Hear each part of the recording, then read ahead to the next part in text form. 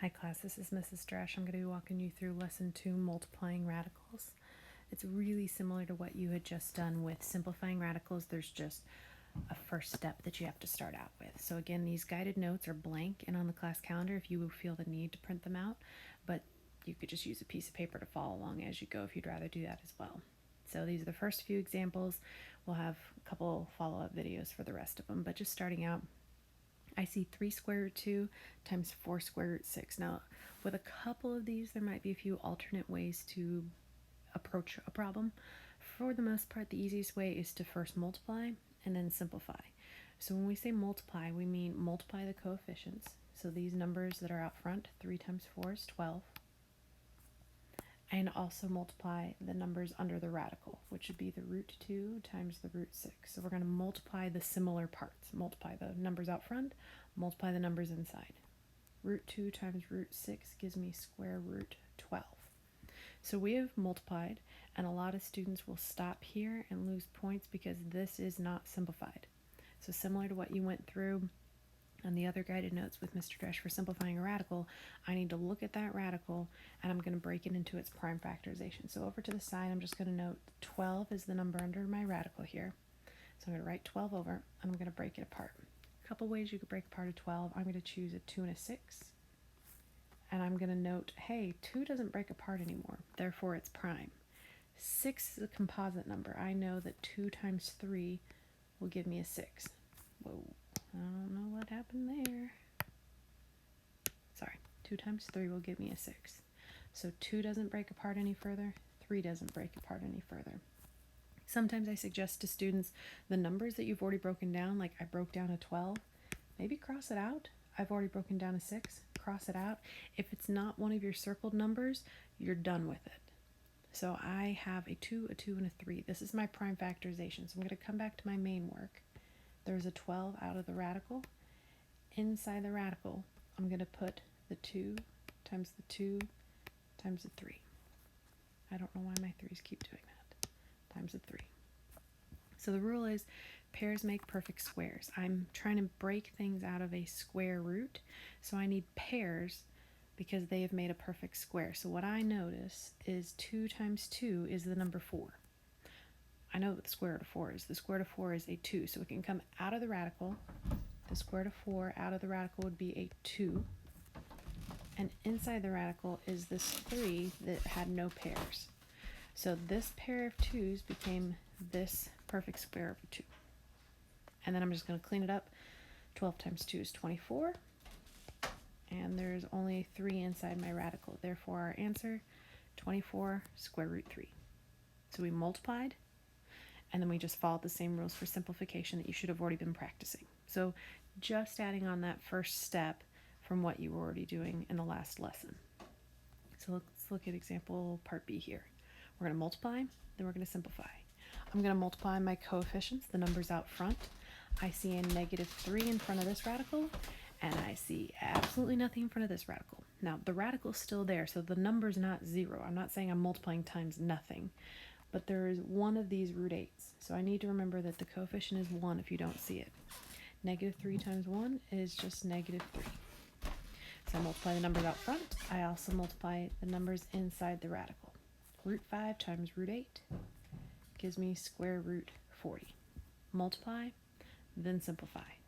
So I'm going to come off to the side. The number that I need to simplify is the number in the radical, which is my 40. Lots of things turn into a 40. The first one that pops into my head is a 4 and a 10.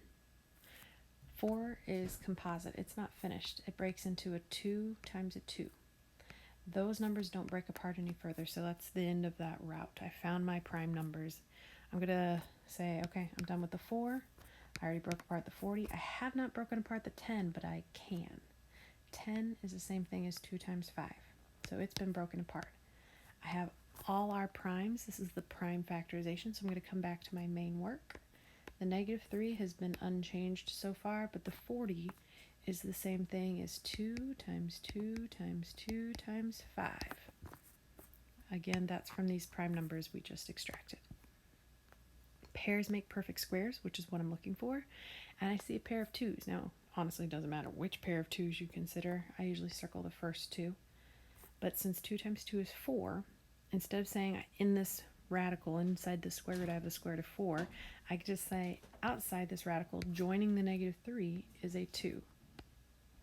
But left over in the radical are these unpaired numbers. So, sorry, I don't know what's happening here. So, this 2 came here, but left inside the radical are the unpaired numbers of a 2 and a 5. So if they don't have any pairs, they don't go anywhere. They're stuck there. Pairs make perfect squares, they come out.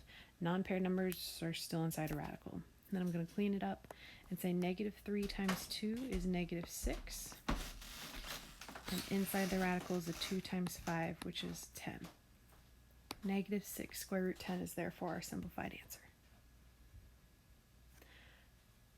One last one before I'll pause this video so they're in smaller chunks for you to digest.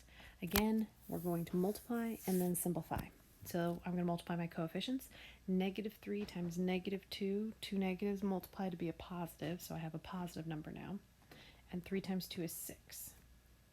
The numbers inside the radical are 5 and a 3. 5 times 3 is 15.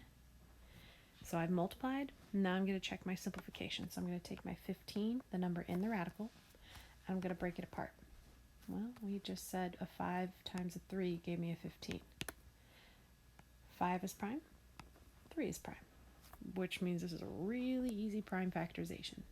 So I've left the 6 alone, but I've rewritten 15 as the number 3 times 5. Pairs make perfect squares. I don't have any pairs. So there are no perfect squares. There's nothing that can be pulled out of it. So this is actually already simplified as soon as we multiplied it. 6 root 15 is the answer to that one.